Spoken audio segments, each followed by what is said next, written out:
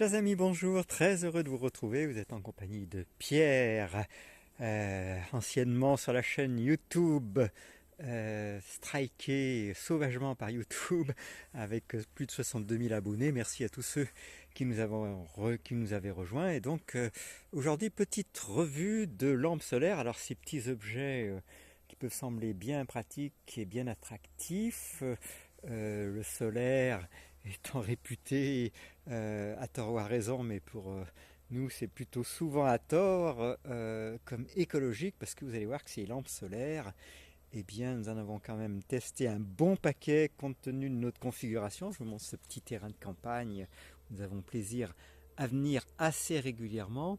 Eh bien elles sont donc pratiques pour baliser nos chemins qu'on parcourt souvent de nuit. Et vous allez voir que ça ne tient pas forcément très longtemps dans le temps. Alors dans l'ensemble ça marche bien, c'est pas ça le souci. Donc le souci n'est pas la fonctionnalité, mais l'étanchéité à l'humidité en sans doute. Donc celle-ci, elle a été installée avant la tempête Ciarán et donc elle a survécu. Les vis, c'est celles qui étaient fournies avec, vous voyez qu'elles sont bien rouillées, quoi.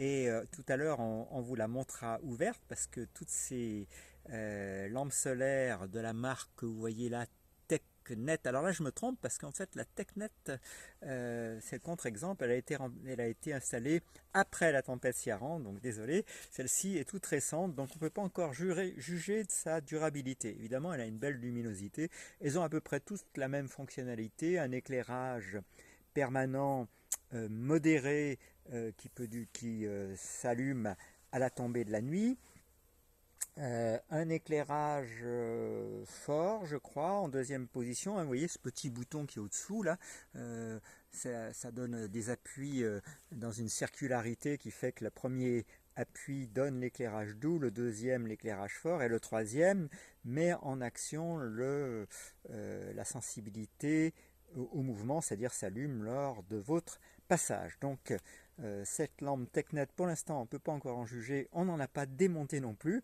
En revanche, celle d'à côté, eh bien, elle a survécu, c'est celle-ci, à la tempête Ciarán. Et donc voilà, celle-ci, c'est un peu le contre-exemple, parce qu'on en a d'autres qui avec la même durée de vie, sont déjà hors d'usage. Donc vous voyez, tous ces modèles, on vous mettra les liens sur Amazon après avoir fait notre petit bilan. Donc on a testé au final 3 modèles, c'est pour ça que ça s'appelle revue de lampes solaires. Ce modèle TechNet TECKNET, pour l'instant ça semble fonctionner.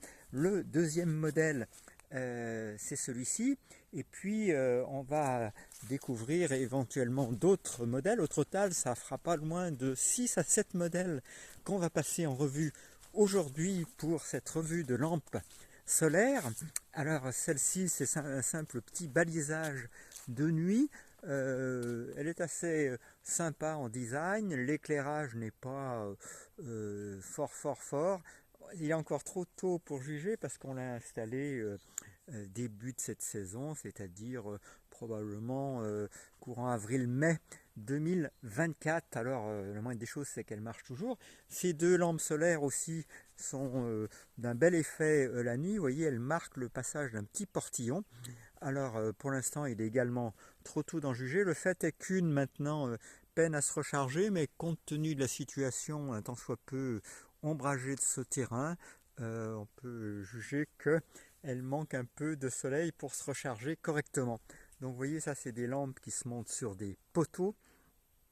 Les deux derniers modèles, hein, ce modèle de gauche et de droite étant identiques, et celui-ci étant un autre modèle, on vous mettra tous les liens de ce qu'on a testé. Donc vous les voyez là en service et en situation.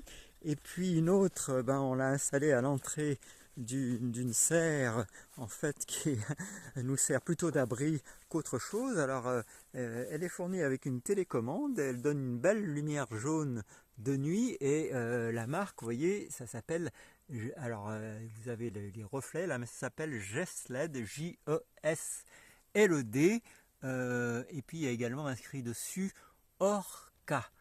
Alors on tâchera de vous retrouver tous les liens tout à l'heure. Alors je vous rappelle, ces liens ne sont pas sponsorisés, donc on ne gagne aucun argent si vous cliquez dessus, de façon à ce que vous soyez bien au courant de nos manières de travailler. Alors la télécommande, je suppose que faut pas que je me mélange avec celle de la, comment dirais-je, de nos petites guirlandes de Noël, mais ça doit être celle-ci, hein, sauf erreur. J'espère que c'est la bonne. On s'y perd dans toutes ces télécommandes à force qu'elles se multiplient. Je suppose que c'est celle-ci, j'en suis quasiment sûr maintenant. Les autres, on les a rangées ailleurs. Donc voilà, est-ce qu'elle a une marque derrière? Ça, rien n'est moins sûr.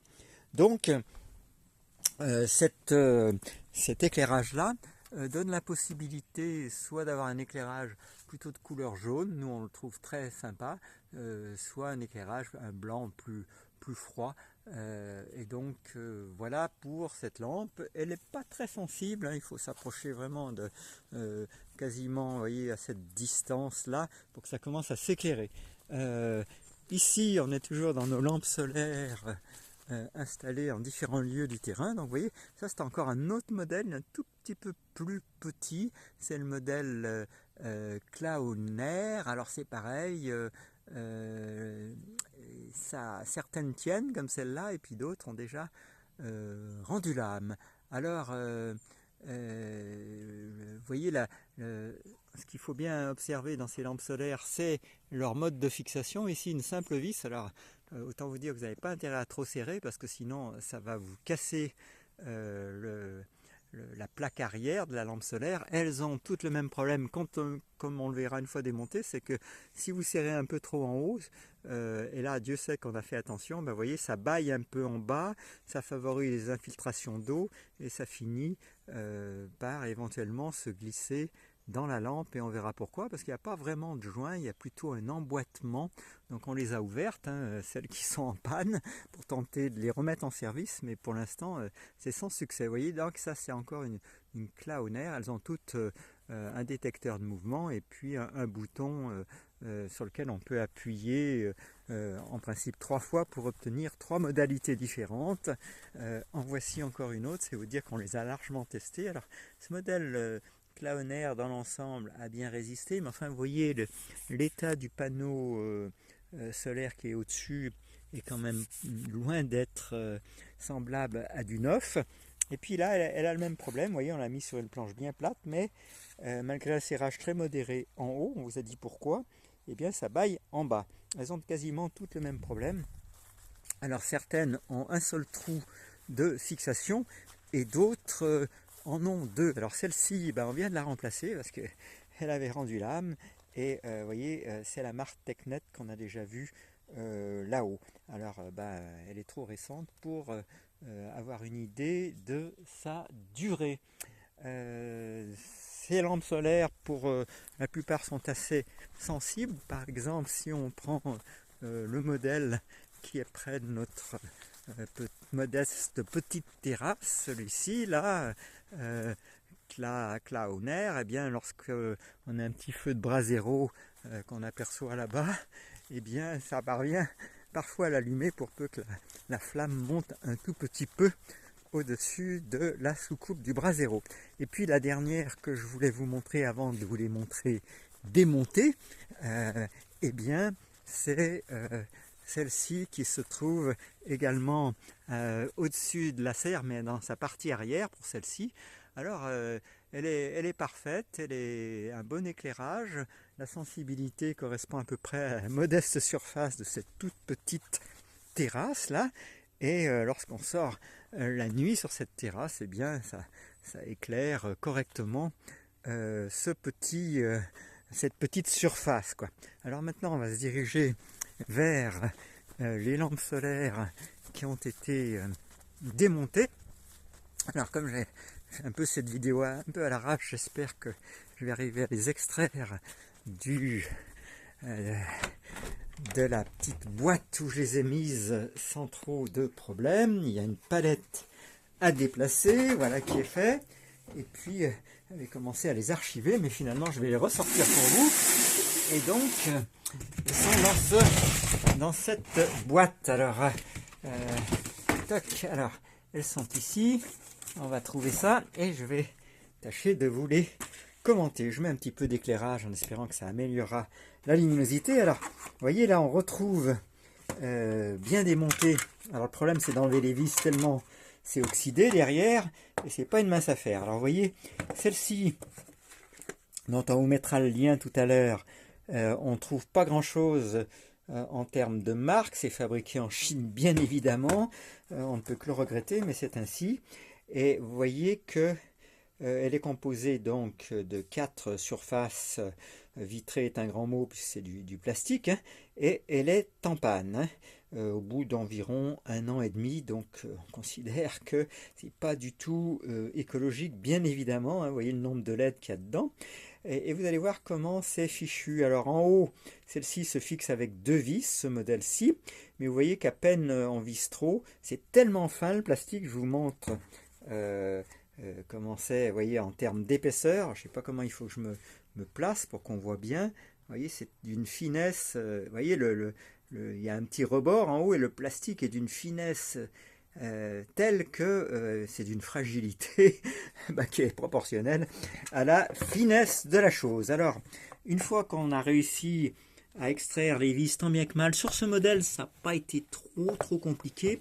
C'est d'ailleurs, ce modèle est remarquable par le nombre de vis. Vous voyez, derrière, il y en a 1, 2, 3, 4, 5, 6. C'est assez étonnant par rapport à d'autres modèles qui sont bien plus modestes en maintien arrière. Alors, je vais tâcher de faire tomber ce couvercle. Il faut que je trouve une petite spatule. Et puis, je vais vous montrer alors on fait cette vidéo parce qu'évidemment on est paumé devant le nombre de modèles lorsque on a envie d'expérimenter ce genre d'éclairage. Et alors je ne prétends pas que ça va vous aider plus que ça parce que je ne sais pas si ces modèles sont très pérennes. Alors depuis je suis en train d'essayer d'extraire la plaque arrière. Alors il faut que je trouve une petite combine parce que c'est finalement pas aussi simple que ça en avait l'air. Peut-être qu'une pointe à tracer pourrait nous y aider si j'arrive à mettre la main dessus, voilà. Et donc vous allez voir la composition interne de la lampe solaire. Je pense que pas beaucoup de vidéos pour l'instant font une revue un peu exhaustive, en tout cas exhaustive un peu large. Alors là, vous voyez, il y a en bas, au niveau de la vis, là, 2 petits trous à droite et à gauche, c'est sans doute pour pouvoir évacuer en fait l'eau qui rentrerait. Alors j'avoue que d'une main c'est pas très simple, j'aurais peut-être dû me faire aider, mais bon, on va y arriver je pense. Voilà, donc j'ai réussi à extraire, pardonnez-moi pour les bruits, les mouvements intempestifs de caméra, ce couvercle arrière. Donc voilà ce qu'on trouve dedans. C'est un peu le même principe pour les deux qu'on a démontés. Vous avez une batterie voyez, sur laquelle on ne trouve aucune indication. Alors on pourra évidemment arriver à trouver quel genre de modèle c'est. Je l'avais rechargé en fait en la glissant dans un chargeur. Alors évidemment ça marchait à nouveau l'éclairage, mais ça semble être la recharge qui fonctionne plus. Je pas réussi à bien comprendre pourquoi. Le panneau solaire qui est dessus n'a pas l'air trop vilain. Donc voilà, toujours est-il que elle est en panne et donc sa durée de vie n'est pas satisfaisante à nos yeux. Donc voilà. Alors c'est vrai que sur les deux, il y en a encore une qui marche. Celle-ci, comme je vous le disais, n'a pas de marque particulière. Le modèle TechNet, vous voyez, il se trouve que j'ai sa petite documentation sous les yeux, il est là. Il faudra voir quelle est sa tenue dans le temps. Alors le circuit qui pilote tout ça, vous l'avez en bas, hein. Il y a aussi bien le dispositif de charge pour cette batterie que le dispositif qui permet les différents types d'éclairage. Sur la fonctionnalité, nous, on n'a rien à dire. Par contre, sur la fragilité du boîtier et son étanchéité, il y a beaucoup à dire. Alors, ça serait à refaire, évidemment, dès la réception. On démonterait, pendant que les vis sont encore faciles à retirer, le couvercle arrière et on mettrait tout le tour ici un petit filet d'un produit d'étanchéité avant de refermer tout ça, espérant améliorer le tout. Ça n'enlèverait pas la fragilité, voyez, du système de maintien qui est quand même assez dingue, parce que là, j'ai peut-être un pied à coulisse, alors on peut se permettre de regarder l'épaisseur. Vous voyez que, comme diraient certains, c'est vraiment abusé, parce que c'est tellement fragile que vous êtes quasiment sûr, si vous n'êtes pas un peu aguerri au bricolage, et encore, nous on l'est relativement, et bien de vous faire avoir lorsque vous allez serrer votre vis. Alors évidemment, c'est toujours rageant de mettre hors service un produit neuf. Vous voyez, en fait, à l'arrière, c'est 2 mm, alors je vais peut-être vous passer les dixièmes, mais 2 mm 16, si je vois bien, sur mon pied à coulisse.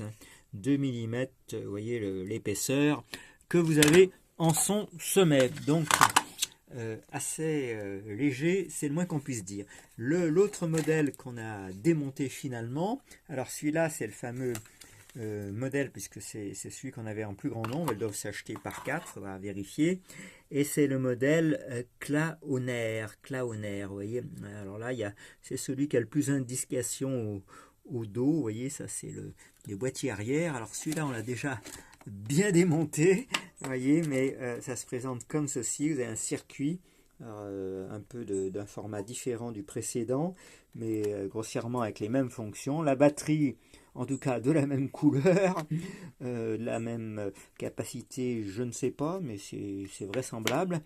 Et puis un format, si on les compare, vous voyez les deux, alors vous avez les deux petits panneaux solaires sensiblement identiques. Bon, il y en a un qui est de forme purement rectangulaire, l'autre d'une forme trapézoïdale. Bon, ça ne change pas grand-chose. La largeur globale de la lampe est plus réduite sur ce modèle Klaoner, la plus large étant la TechNet qu'on vous a montré. Alors vous voyez, il y a un capot plastique, et puis évidemment là cette fois-ci il n'y a qu'une vis pour tenir l'ensemble. Alors ça semble un peu plus épais en haut, on va dire à vue d'œil 3-4 mm, mais c'est pas très solide non plus. Et puis pour celui-ci, c'est tenu uniquement aux 4 angles par 4 vis. Alors vous avez des espèces de gorges tout le tour de la face arrière qui permettent au couvercle que voici de relativement s'emboîter, mais en tout cas l'étanchéité semble pas à la hauteur, si bien que ce modèle a commencé par avoir des dysfonctionnements, à savoir qu'il perdait la position du bouton qu'on avait choisi, et puis pour finir il est littéralement tombé en panne. Donc voilà pour ce modèle Klaoner, donc 3 modèles, hein. L'autre, un des 3 n'a pas de marque, un s'appelle TechNet et l'autre Klaoner. Bah écoutez, j'espère que cette petite revue vous donnera peut-être envie de démonter avant d'installer, de ne pas casser au moment de l'installation, et puis après à vous de juger si vous trouvez ça écologique et respectueux de tout et tout, de l'environnement et ainsi de suite, d'avoir des produits qui finalement, dans notre expérience, ne peuvent guère dépasser une durée de vie d'1 an et demi. Alors évidemment, on n'est pas un laboratoire de recherche pour savoir si en les aspergeant avec un jet d'eau et tout ce qu'il faut pour faire des mesures, si le fait de déposer un liseré ici de produits d'étanchéité derrière le couvercle pourrait améliorer un tant soit peu la durée de vie, car c'est pas tant les composants les composants ne donnent pas de traces d'oxydation trop marquée, mais faut croire qu'il y a quand même de l'humidité qui est rentrée. Vous voyez, c'est des composants soudure en surface là. Voilà, bon, les soudures ont l'air correctes. Les fils, évidemment, ne sont pas débranchés. Ça peut arriver que des soudures soient de mauvaise qualité et que les fils soient simplement collés plutôt que soudés. Donc voilà, ce bouton, bah, il a sur sa partie boîtier, je ne sais plus où il est passé, un petit bouchon en silicone qui est censé empêcher Je suis en train de chercher si je pouvais le trouver, ce bouton en silicone. Il a dû disparaître dans les opérations. Il faudra que je fasse des recherches. Mais voilà, j'espère que ça vous aura plu de voir un peu l'intérieur, parce qu'évidemment, l'intérieur, c'est toujours très joli, et marketing et tout ce qui s'ensuit. Alors vous voyez, chaque lampe solaire, c'est beaucoup de lampes LED. Alors sur ce modèle, il n'y a pas le nombre, mais sur ce modèle-ci, ils ont indiqué le nombre. Alors vous voyez, il y a un panneau avec 15 LED à droite et à gauche, et puis le panneau avant, c'est 35 LED. Voilà, c'est écrit, donc il n'y a qu'à lire. Voilà, et c'est bien d'avoir la curiosité d'ouvrir les produits pour savoir de quoi ils retournent à l'intérieur. Alors là, qu'est-ce qui empêche de lire? Bah oui, il faut trouver le bon angle. 15 LED pour les panneaux latéraux, celui-ci et celui-ci, 35 LED à l'avant. Donc vous voyez, tout ça étant en parfait état pour ce qui est des LED et sans doute de la batterie, puisque quand on la recharge, ça s'éclaire à nouveau. Donc vous voyez, c'est vraiment dommage de ne pas parvenir à réparer. Alors il faudrait sans doute changer le circuit complet, parce que là, dépanner un circuit comme ça, vous voyez, il faut des moyens que nous n'avons pas. Écoutez, voilà pour ce petit passage en revue de nos expériences avec ces lampes solaires, très pratiques dans l'usage, beaucoup moins satisfaisantes sur le plan d'un quelconque apport écologique. Passez une excellente journée et à tout bientôt.